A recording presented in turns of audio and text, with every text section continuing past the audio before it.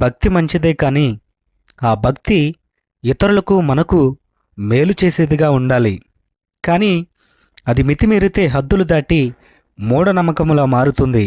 అది నష్టం చేస్తుంది, కొన్నిసార్లు ప్రాణాలే తీస్తుంది. ఇలాంటి అంధభక్తే ఇటీవల ఉత్తరప్రదేశ్లో బాబా కాలి కింద మట్టి తింటే పుణ్యం మోక్షం వస్తుందని అమాయక భక్తులు ఆ మట్టి కోసం పోటీపడి ఇతరులను తొక్కుకుంటూ ఇతరుల చేత తొక్కివేయబడి ఊపిరాడక మట్టి తినడానికి వెళ్ళిన 123 మంది అదే మట్టిలో కలిసిపోయారు.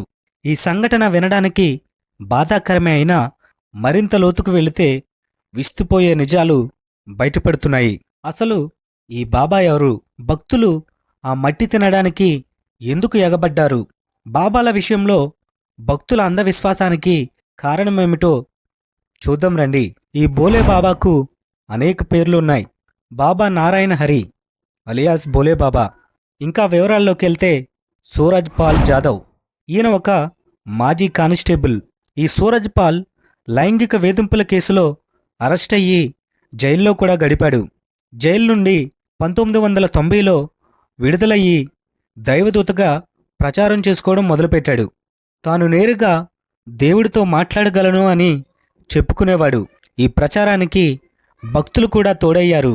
సూరజ్ పాల్ని విశ్వసించడం మొదలుపెట్టారు. 2002లో పూర్తి బోలేబాబా అవతారమెత్తాడు. అనేక ప్రవచనాలు ప్రసంగిస్తూ ఉండేవాడు. అది కాస్త ముదిరి ఈ బోలేబాబా తానే దైవాన్ని అని చెప్పుకునే స్థాయికి చేరిపోయాడు. ఇలాంటి మాటలు నమ్మిన భక్తులు గుడ్డిగా ఈ బాబాని వెంబడిస్తున్నారు. ఇలా 2 దశాబ్దాలుగా అమాయక ప్రజల్ని నమ్మిస్తూనే ఉన్నాడు. అంతేకాకుండా అనేక ఆశ్రమాలు నడిపిస్తూ ఉన్నాడు. ఇలాగే యూపీలో జూలై 2వ తారీఖున నిర్వహించిన సామూహిక హిందూ సత్సంగ్లో లక్షల మంది హాజరయ్యారు. ఈ బాబా సుమారుగా 1 గంట సేపు ప్రసంగించిన తరువాత సభావేదిక నుండి దిగివెళ్తున్న మార్గంలో ఈ బాబా కాలి కింద మట్టిని తినడానికి భక్తులు ఎగబడ్డారు. అలా గందరగోళం ఏర్పడి తొక్కిసలాట జరిగి ఇప్పటి వరకు 123 మంది మరణించారు. ఇందులో అధిక శాతం ఆడవాళ్లు మాత్రమే. వారి కుటుంబాలు, వారి బిడ్డలు అనాథలైపోయారు. ఇలా జరగడానికి కారణం ఒక నేరస్తుడు స్వయం ప్రకటిత దైవదూతగా ప్రకటించుకుని చివరికి తానే దైవాన్ని అని చెప్పుకుంటే దాన్ని విశ్వసించి ఆ వ్యక్తి కాళ్ళ కింద మట్టి తింటే మోక్షము పుణ్యము వస్తుందని నమ్మడం ఎంత మూర్ఖత్వమో అర్థమవుతుంది. ప్రతి మతంలోనూ దైవదూతలుగా చెప్పుకునే ఇలాంటి క్రిమినల్స్ చాలామంది ఉన్నారు. ఇలాంటి వాళ్లను కంట్రోల్ చేయాల్సిన పాలకులే మూఢభక్తిని పెంచి పోషిస్తుంటే అమాయక ప్రజలకు దిక్కెవరు?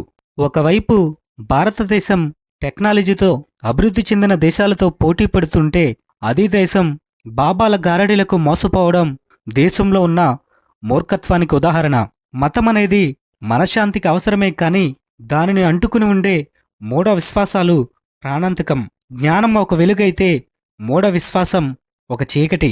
కానీ ఒకటి మాత్రం నిజం, మోసపోయేవాళ్లు ఉన్నంతకాలం మోసం చేయడానికి వస్తూనే ఉంటారు. అది హిందుత్వంలో అయినా, క్రైస్తవంలో అయినా, ఇస్లాంలో అయినా. ఈ వీడియో మీకు నచ్చినట్లయితే లైక్ చేయండి, షేర్ చేయండి.